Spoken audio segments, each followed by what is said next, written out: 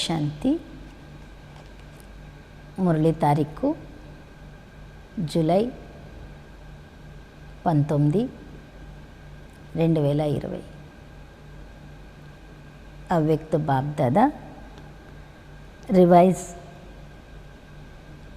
తేదీ 25/2/1986. ఈరోజుటి అంశం డబల్ విదేశీ సోదరుల సమర్పణ సమారోహంలో అవ్యక్త బాప్దాదా మహావాక్యాలు. బాప్దాదా ఈ విశేషమైన శ్రేష్ఠ రోజున విశేషంగా స్నేహభరిత శుభాకాంక్షలను తెలుపుతున్నారు. ఈరోజు ఏ సమారోహాన్ని జరుపుకున్నారు? బాహ్య దృశ్యమైతే సుందరంగానే ఉంది. అందరి ఉమ్మంగ ఉత్సాహాల దృఢ సంకల్పాల మనస శబ్దము దిలారాముడైన తండ్రి వద్దకు చేరుకుంది.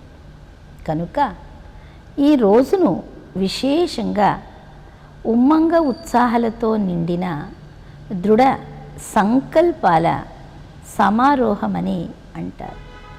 ఎప్పటి నుండి తండ్రికి చెందిన వారిగా అయ్యారో అప్పటి నుండి సంబంధం ఉంది, ఇంకపై కూడా ఉంటుంది. కానీ ఈ విశేషమైన రోజును విశేషమైన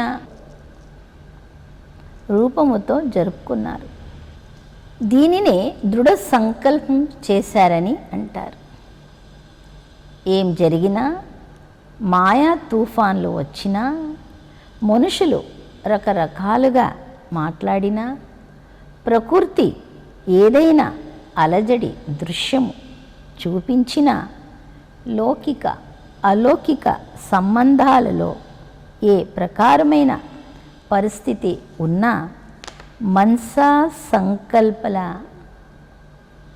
చాలా తీవ్రమైన తుఫాన్లు ఉన్నా, ఒక్క తండ్రి తప్ప మరెవ్వరూ లేరు. ఒకే బలము, ఒకే విశ్వాసం. ఇలా దృఢ సంకల్పం చేశారా, లేక కేవలం స్టేజ్పై కూర్చున్నారా? డబల్ స్టేజ్పై కూర్చున్నారా, లేక సింగిల్ స్టేజ్పై కూర్చున్నారా? ఒకటేమో ఈ స్థూలమైన స్టేజ్, రెండవది దృఢ సంకల్పం అనే స్టేజ్. దృఢత స్థితి కనుక డబల్ స్టేజ్పై కూర్చున్నారు కదా. హారము కూడా చాలా సుందరమైనది ధరించారు. కేవలం ఆ హారమే ధరించారా, లేక సఫలత హారాన్ని కూడా ధరించారా? సఫలత మెడలో హారం. ఈ దృఢతయే సఫలతకు ఆధారం. ఈ స్థూలమైన హారము జతలో సఫలత హారము కూడా వేసుకొని ఉన్నారు కదా. బాప్దాదా డబల్ దృశ్యాన్ని చూస్తారు. కేవలం సాకార రూపములో ఉన్న దృశ్యమే చూడరు, కానీ సాకారముతో పాటు ఆత్మిక స్థితి, మనస దృఢ సంకల్పాలు మరియు సఫలత అనే శ్రేష్టమైన మాల, ఈ రెండిటిని చూశారు. డబల్ మాలలు, డబల్ స్టేజ్ని చూశారు. అందరూ దృఢ సంకల్పం చేశారు. చాలా బాగుంది. ఏం జరిగినా సంబంధాన్ని నిభాయించాలి. పరమాత్మ ప్రీతి యొక్క రీతిని సదా నిభాయిస్తూ సఫలతను పొందాలి. సఫలత మెడలో హారం. ఇది నిశ్చితం. ఒక్క బాబా తప్ప మరెవ్వరూ లేరు. ఇది దృఢ సంకల్పం. ఎప్పుడైతే ఒక్కరే ఉన్నారో ఏకరస స్థితి స్వతహగా మరియు సహజంగా ఉంటుంది. సర్వ సంబంధాల అవినాశి తీగ జోడింపబడింది కదా. ఒకవేళ ఒక సంబంధము తక్కువైనా అలజడి కలుగుతుంది. కనుక సర్వ సంబంధాల దారాన్ని బంధించారు, సంబంధాన్ని జోడించారు, సంకల్పము చేశారు. సర్వ సంబంధాలు ఉన్నాయా, లేక కేవలం ముఖ్యమైన 3 సంబంధాలే ఉన్నాయా? సర్వ సంబంధాలు ఉంటే సర్వ ప్రాప్తులు ఉన్నాయి. సర్వ సంబంధాలు లేకుంటే ఏదో ఒక ప్రాప్తి తక్కువైపోతుంది. అందరి సమారోహము జరిగింది కదా. దృఢ సంకల్పము చేసినట్లయితే ఇంకా ముందు పురుషార్థములో కూడా విశేషమైన రూపములో లిఫ్ట్ లభిస్తుంది. ఈ విధి కూడా విశేషంగా ఉమ్మంగ ఉత్సాహాలను పెంచుతుంది. బాబ్దాదా కూడా పిల్లలందరికీ దృఢ సంకల్పము చేసే సమారోహానికి శుభాకాంక్షలు తెలుపుతున్నారు. అంతేకాక సదా అవినాశీ భవ, అమర భవ అనే వరదానాలు ఇస్తున్నారు. ఈరోజు ఆసియా గ్రూప్ కూర్చొని ఉన్నారు. ఆసియా విశేషత ఏది? విదేశాల సేవకు మొదటి గ్రూప్ జపాన్కు వెళ్ళారు. ఇది విశేషతే కదా.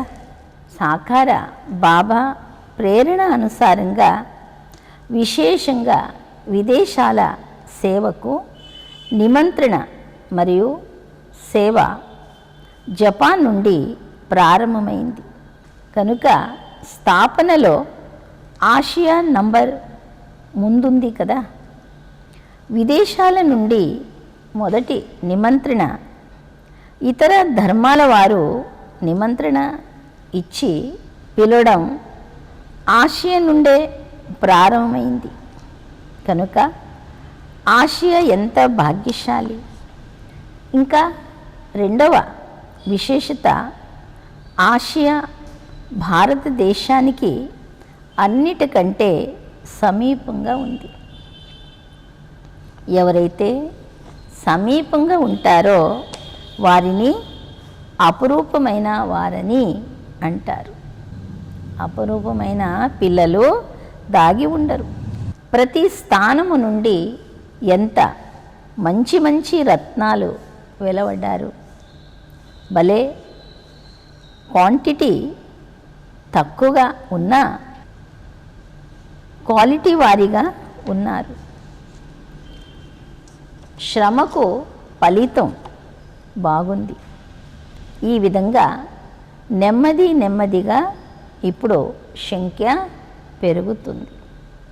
అందరూ స్నేహిలే, అందరూ ప్రియమైన వారే. ప్రతి ఒక్కరూ ఒకరికంటే ఒకరు ఎక్కువ స్నేహిలుగా ఉన్నారు. ఇదే బ్రాహ్మణ పరివారంలోని విశేషత. ప్రతి ఒక్కరూ నాకు అందరికంటే ఎక్కువ స్నేహం ఉంది. బాబాకు కూడా నేనంటే ఎక్కువ స్నేహం ఉంది. నన్నే బాబ్దాదా ముందుకు తీసుకెళ్తారు అని అనుభవం చేస్తారు. అందుకే భక్తి మార్గం వారు కూడా ఒక చాలా మంచి చిత్రాన్ని అర్థసహితంగా తయారు చేశారు. ప్రతి గోపిక జతలో వల్లభుడు ఉన్నాడు. కేవలం ఒక రాధా జతలో లేక కేవలం 8 మంది పట్టపురాణుల జతలో కాదు, ప్రతి గోపిక జతలో గోపీ వల్లభుడు ఉన్నాడు.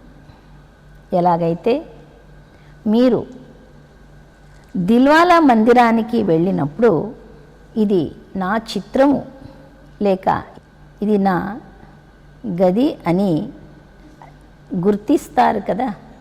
అయితే ఈ రాసమండలిలో కూడా మీ అందరి చిత్రం ఉందా?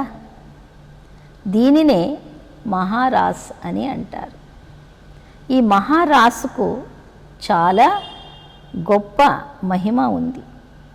బాబ్దాదాకు ప్రతి ఒక్కరితో ఒకరికంటే ఒకరిపై ఎక్కువ ప్రేమ ఉంది.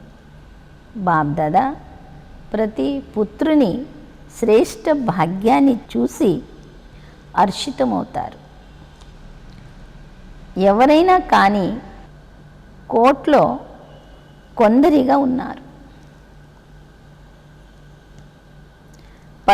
పదం భాగ్యశాలురుగా ఉన్నారు. ప్రపంచము లెక్కతో చూస్తే ఇన్ని కోట్ల మందిలో కొందరు కదా. జపాన్ అయితే ఎంత పెద్దది, కానీ తండ్రి పిల్లలు ఎంతమంది ఉన్నారు? కనుక కోట్లో కొందరిగా అయ్యారు కదా. బాబ్దాదా ప్రతి ఒక్కరి విశేషతను భాగ్యాన్ని చూస్తారు. కోట్లో కొందరు అపురూపమైన వారు.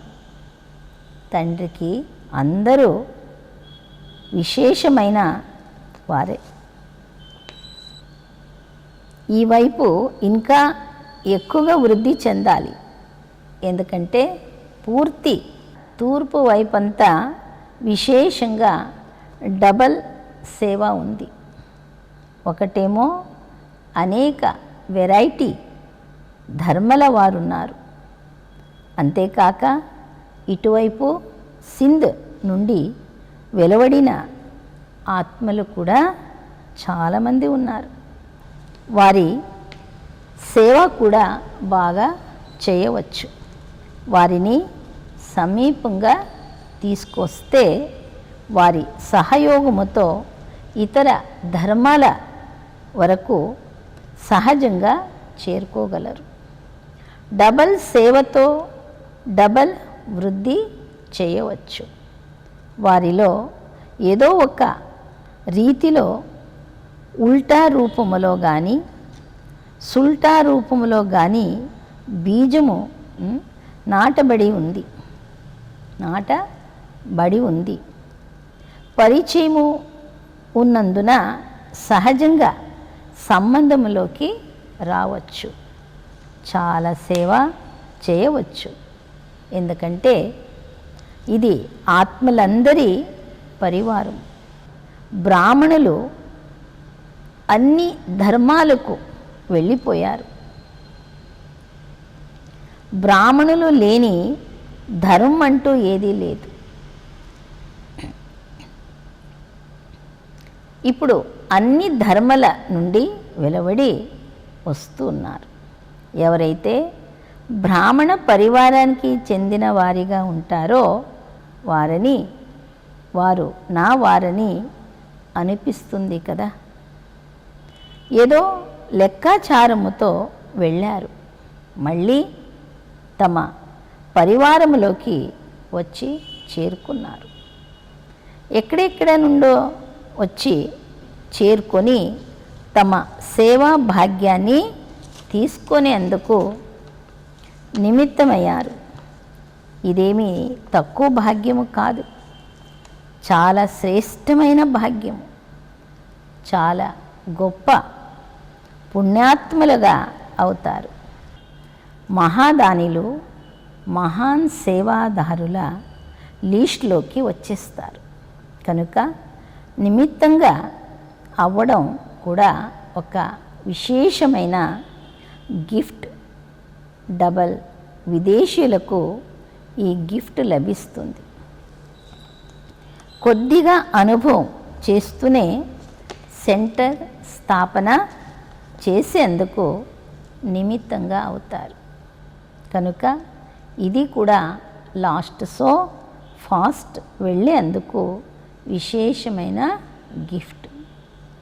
సేవ చేయడం వలన మెజారిటీ వారిలో మేము నిమిత్తంగా ఉండి ఏం చేస్తామో లేక నడుస్తామో మమ్ములను చూసి ఇతరులు చేస్తారు అనే స్మృతి ఉంటుంది. కనుక ఇలా డబల్ అటెన్షన్ వచ్చేస్తుంది. డబల్ అటెన్షన్ ఉన్నందున డబల్ లిఫ్ట్ అవుతుంది. అర్థమైందా? డబల్ విదేశీయులకు డబల్ లిఫ్ట్ ఉంది. ఇప్పుడు అన్ని వైపులా భూమి మంచిగా అయిపోయింది. నాగలితో దున్నిన తర్వాత భూమి మంచిగా అయిపోతుంది కదా. తర్వాత ఫలాలు కూడా మంచిగా మరియు సహజంగా వెలువడతాయి. మంచిది. ఆసియా నుండి పెద్ద మైకు నుండి శబ్దము భారతదేశానికి త్వరగా చేరుకుంటుంది. కనుక అలాంటి మైకు తయారు చేయండి పెద్ద దాదిలతో. మీ మహిమను కూడా ఏమని చేయాలి? ఎలాగైతే బాబా కొరకు చెప్తారు కదా, సాగరాన్ని ఇంకుగా చేసుకొని భూమిని కాగితంగా చేసుకొని అలాంటి మహిమే మీ దాదులందరికీ ఉంది. ఒకవేళ మహిమ చేయడం ప్రారంభిస్తే పూర్తి రాత్రింబవళ్ళు ఒక సప్తాహ కోర్సుగా అవుతుంది. బాగున్నారు. అందరి రాస్ బాగుంది. అందరి రాశి కలుస్తుంది. అంతేకాక అందరూ రాస్ కూడా బాగా చేశారు. చేతిలో చేతిని కలపడం అనగా ఆలోచనలను కలపడం. ఇదే రాస్. కనుక బాబ్దాదా దాదిల ఈ రాసునే చూస్తూ ఉంటారు. ఇదే అష్టరత్నల రాస్. దాదిలందరూ పరివారానికి విశేషమైన అలంకారము. ఒకవేళ అలంకారము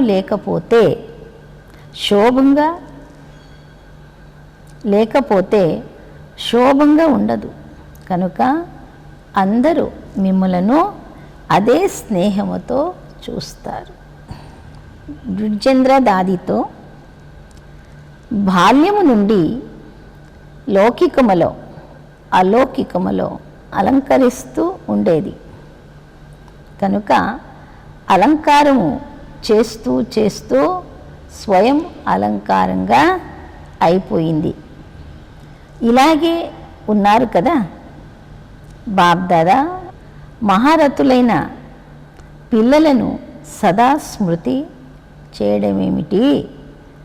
స్మృతిలోనే ఇమిడిపోయి ఉంటారు. ఎవరైతే ఇమిడిపోయి ఉంటారో వారిని స్మృతి చేయవలసిన అవసరం లేదు. బాబ్దాదా సదా ప్రతి విశేషమైన రత్నాన్ని విశ్వం ముందు ప్రత్యక్షం చేస్తారు. కనుక మీరు విశ్వం ముందు ప్రత్యక్షమయ్యే విశేషమైన రత్నాలు. అదనంగా అందరి సంతోషమనే సహయోగం ఉంది.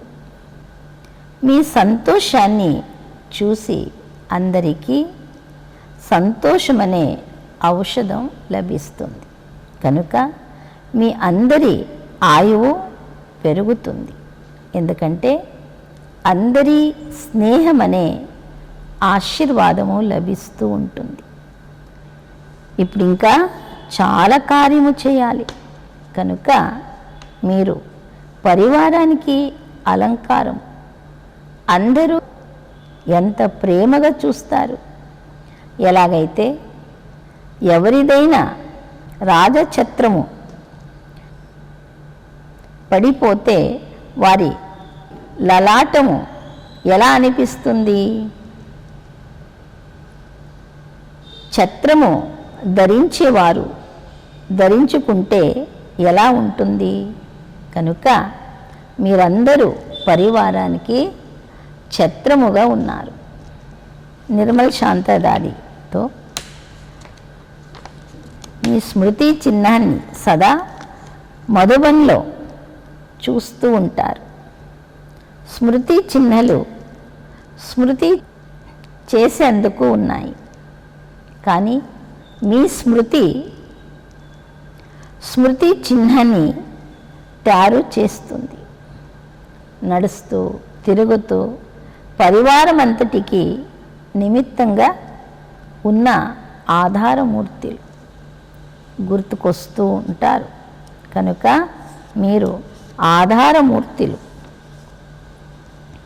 స్థాపన కార్యానికి ఆధారమూర్తులు దృఢంగా ఉన్నందున ఈ వృద్ధి మరియు ఉన్నతి అనే భవనము ఎంత దృఢంగా అవుతుంది? కారణమేమి? ఆధారము దృఢంగా ఉంది. మంచిది. డబల్ లైట్గా అవ్వండి. అవ్యక్త మురళిల నుండి ఎన్నుకున్న అమూల్యమైన రత్నాలు. డబల్ లైట్ అనగా ఆత్మిక స్వరూపములో స్థితమవుతే తేలికదనం స్వతహగా వచ్చేస్తుంది. ఇలాంటి డబల్ లైట్గా ఉన్నవారినే ఫరిస్తా అని అంటారు. ఫరిస్తాలు ఎప్పుడు ఏ బంధనములో బంధింపబడరు. ఫరిస్తాలు ఎప్పుడు ఏ బంధనలో బంధించబడరు. ఈ పాత ప్రపంచం, పాత దేహ ఆకర్షణలోకి రారు. ఎందుకంటే డబల్ లైట్గానే ఉన్నారు. డబల్ లైట్ అనగా సదా ఎగరే కళను అనుభవం చేయువారు. ఎందుకంటే ఏదైతే తేలికగా ఉంటుందో అది సదా పైకి ఎగురుతుంది. బరువుగా ఉండేది కిందికి వెళుతుంది.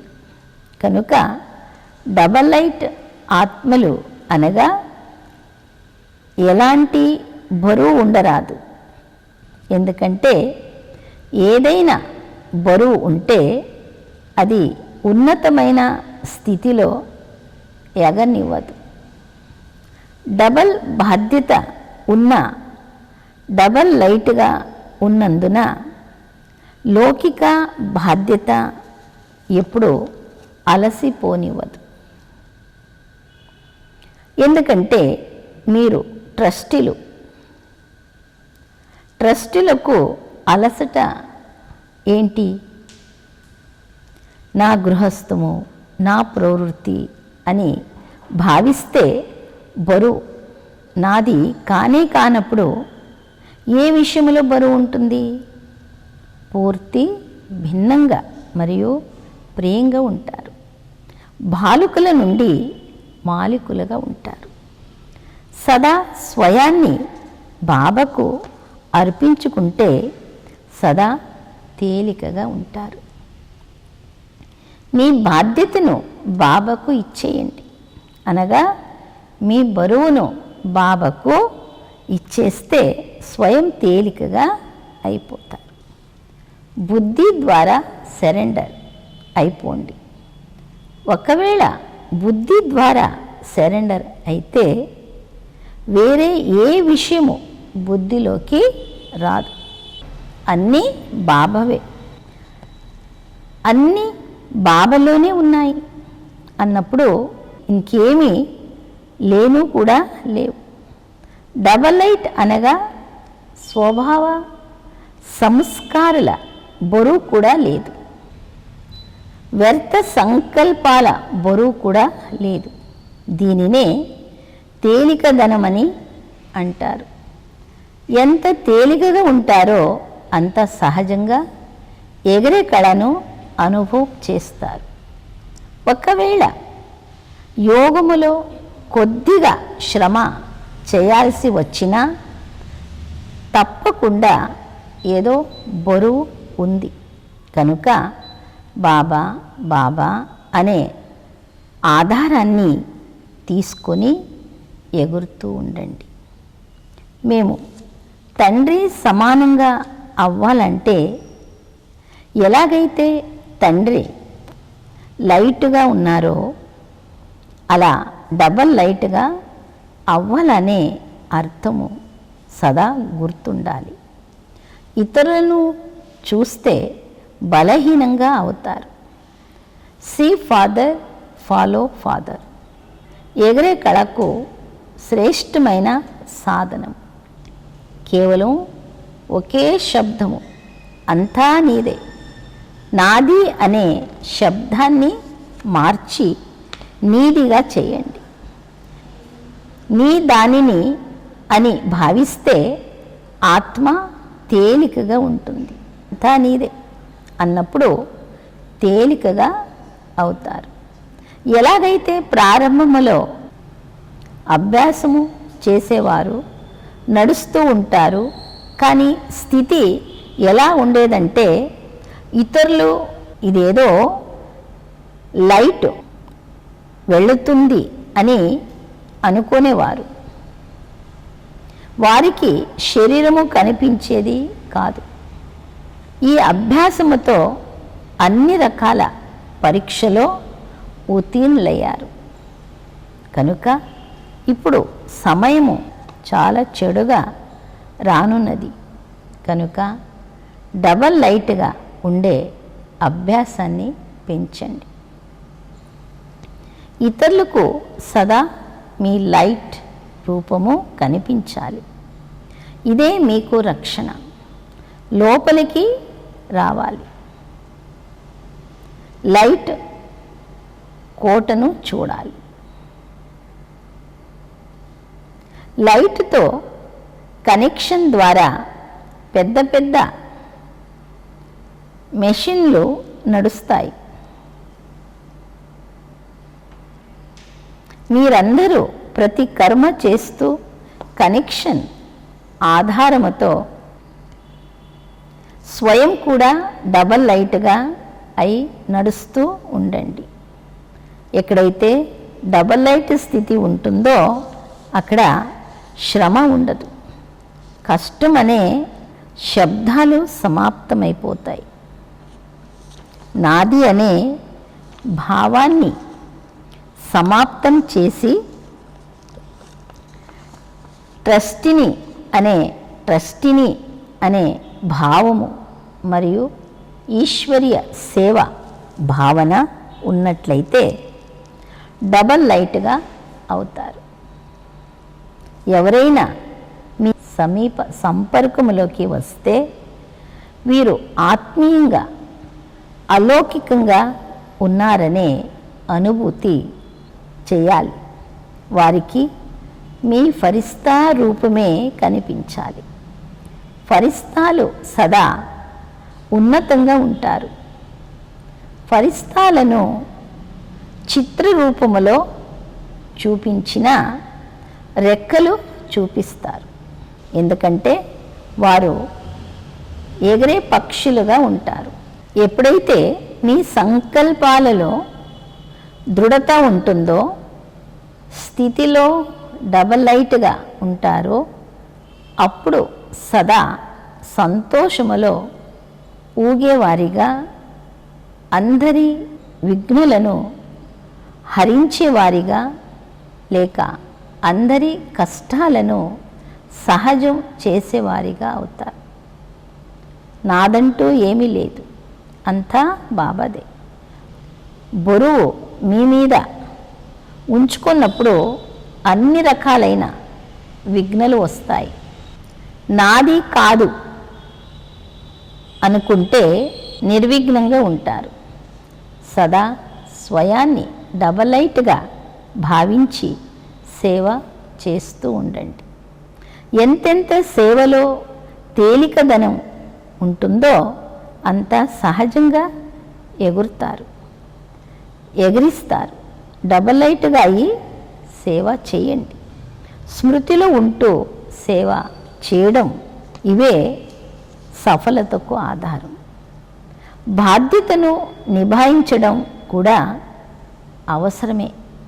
కానీ ఎంత పెద్ద బాధ్యతతో అంతే డబలైట్. బాధ్యతను నిభాయిస్తూ బాధ్యత యొక్క బరువు నుండి అతీతంగా ఉండండి. దీనినే బాబాకు ప్రియంగా అవడమని అంటారు. ఏం చేసేది, చాలా బాధ్యత ఉంది అని భయపడకండి. ఇది చేయాలా వద్దా, ఇది చాలా కష్టము అని అనుభూతి అవ్వడం అనగా బరువు. డబలైట్ అనగా దీని నుండి కూడా అతీతం. ఏదైనా బాధ్యతతో కూడిన పనిలో అలజడి అనే బరువు ఉండరాదు. సదా డబలైట్ స్థితిలో ఉండేవారు నిశ్చయ బుద్ధి, నిశ్చింతులుగా ఉంటారు. ఎగిరే కళలో ఉంటారు. ఎగిరే కళ అనగా అత్యంత ఉన్నతమైన స్థితి. వారి బుద్ధి రూపీ పాదము భూమిపై ఉండదు. భూమి అనగా దేహ భావానికి పైన. ఎవరైతే దేహ భావం అనే భూమికి పైన ఉంటారో వారు సదా ఫరిస్తాలుగా ఉంటారు. ఇప్పుడు డబలైట్గా అయి దివ్య బుద్ధి అనే విమానము ద్వారా అన్నిటికంటే ఉన్నతమైన శిఖరము వంటి స్థితిలో స్థితమై విశ్వములోని ఆత్మలందరికీ లైట్ మైట్ యొక్క శుభ భావన మరియు శ్రేష్ఠ కామనల సహయోగమనే అలను వ్యాపింపజేయండి. ఈ విమానములో బాబ్దాదా ఇచ్చిన రిఫైన్ శ్రేష్ఠ మతము యొక్క సాధన ఉండాలి. అందులో కొద్దిగా కూడా మన మతం పరమతం అనే చెత్త ఉండరాదు. సూచన: ఈరోజు 3వ ఆదివారం రాజ్యోగి తపస్వి సోదరులందరూ సాయంకాలము 6:30 గంటల నుండి 7:30 గంటల వరకు విశేషమైన యోగా అభ్యాసం చేసే సమయం. భక్తుల పిలుపులు విని మీ ఇష్టదేవ దయాహృదయ దాత స్వరూపములో స్థితమై అందరి మనోకామనలను పూర్తి చేసే సేవ చేయండి. వరదానము: ప్రతి సెకండు, ప్రతి సంకల్పము యొక్క మహత్వాన్ని తెలుసుకొని పుణ్య ఖాతను జమ చేసుకునే పదం పతి భవ. వివరణ: పుణ్యాత్ములైన మీ సంకల్పములో ఎంత విశేషమైన శక్తి ఉందంటే ఆ శక్తి ద్వారా అసంభవాన్ని సంభవంగా చేయగలరు. ఎలాగైతే ఈ రోజుల్లో యంత్రాల ద్వారా ఎడారిని సస్యశ్యామలంగా చేసేస్తారో, పర్వతాలపై పుష్పాలు పూయిస్తున్నారో, అలా మీరు మీ శ్రేష్ఠ సంకల్పాల ద్వారా నిరాశపరులను ఆశావాదులుగా చేయగలరు. కేవలం ప్రతి సెకండు, ప్రతి సంకల్పము యొక్క విలువను తెలుసుకొని సంకల్పము సెకండును ఉపయోగించి పుణ్య ఖాతాను జమ చేసుకోండి. మీ సంకల్ప శక్తి ఎంత శ్రేష్టమైందంటే ఒక సంకల్పము చాలు, అది కూడా పదమాపదం పతులుగా చేసేస్తుంది. స్లోగన్: ప్రతి కర్మను అధికారిని అనే నిశ్చయము మరియు నశతో చేస్తే శ్రమ సమాప్తమైపోతుంది. మంచిది.